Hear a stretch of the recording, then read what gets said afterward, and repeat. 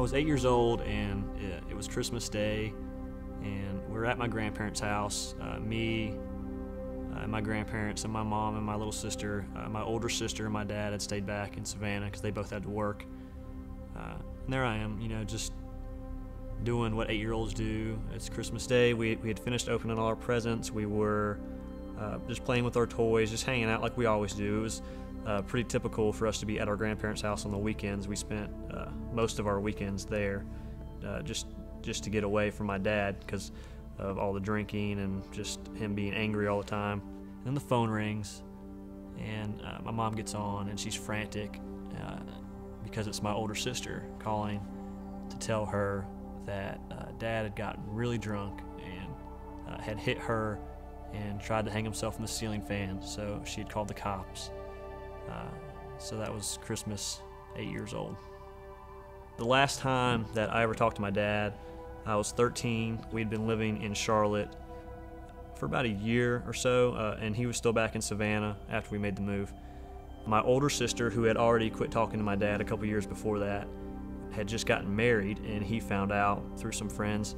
So he called us up, and he was drunk and really mad. My little sister was the first to talk to him on the phone, and she gets off the phone just bawling, crying. So I get on the phone, and I'm playing the tough guy, and like, Dad, why are you making Ashley cry? Like, what did you say? And he wouldn't tell me, and he's yelling at me too, and then I could tell he was just drunk. And we're just going back and forth. I'm like, Dad, what's the deal? And he goes, how could you not tell me that my daughter got married?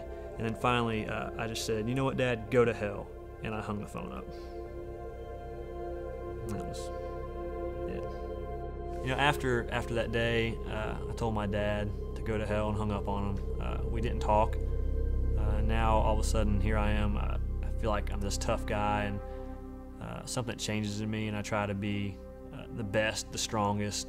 I get really cocky, really confident, overly confident. Like, I don't have a dad around, and my mom was working so much just to pay the bills that I really could do anything I wanted to and just pretty much get away with it. So I get really heavy into that whole scene where I feel like I'm a gangster, and I'm selling drugs, I'm doing drugs, and just going off the deep end. And finally, I hit rock bottom at that point, where I overdosed one night and prayed that God would save me, and I survived. So He did. Then started going back to church. Got baptized not long after the night that I overdosed. Then I'm 24, and this is 11 years after I told my dad to go to hell, and I had still never talked to him again after that day.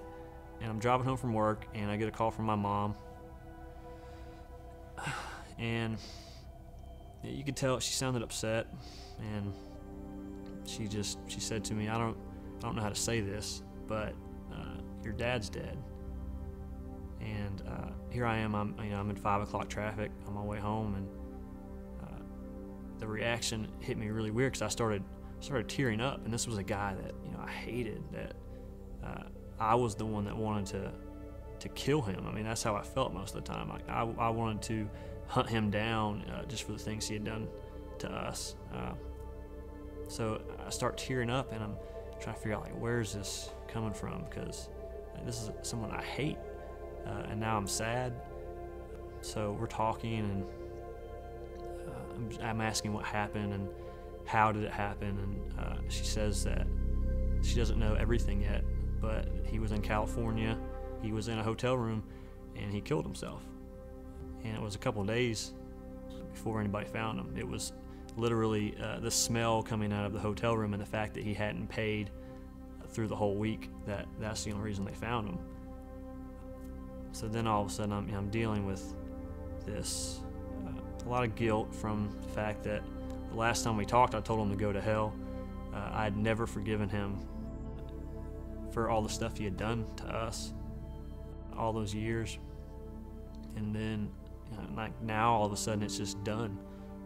The door was closed, and I could never make amends, because somewhere in the back of my mind, I guess maybe we would reconcile, or I mean, I really didn't know. I hadn't thought that far ahead. And then all of a sudden, he's just gone. So it's completely over with after that. No one really knows how much I'm struggling with it. But then one day, my grandpa asked me to do prison ministry with him for the weekend. So I say yes, and we go in, and it's this 3-day thing inside the prison. It's a program they do, and they're preaching forgiveness the whole time, and not just forgiveness for these guys who are in prison, but for them to forgive themselves for what they've done to end up in there. And then during the climax of the whole ceremony, where they're really saying, you know, it's time to let go and forgive yourself, I'm standing off in the back, kind of by myself, and my grandpa comes over and, you know, kind of gives me this look and says to me, you know, it's time for you to forgive yourself too. You're not the one that killed your dad. He killed himself. It's time to move on because it's over and there's nothing you can do. And sooner or later, you have to forgive yourself. You don't just forgive and forget. It's still really messy. There's still a lot of hurt that's there, but at least you can start moving on and putting all those broken pieces back together.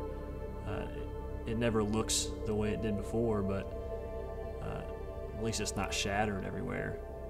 And I could actually deal with the pain and the hurt instead of just pushing it down and hiding from it. I'm Justin Evans, and this is my Kinetic.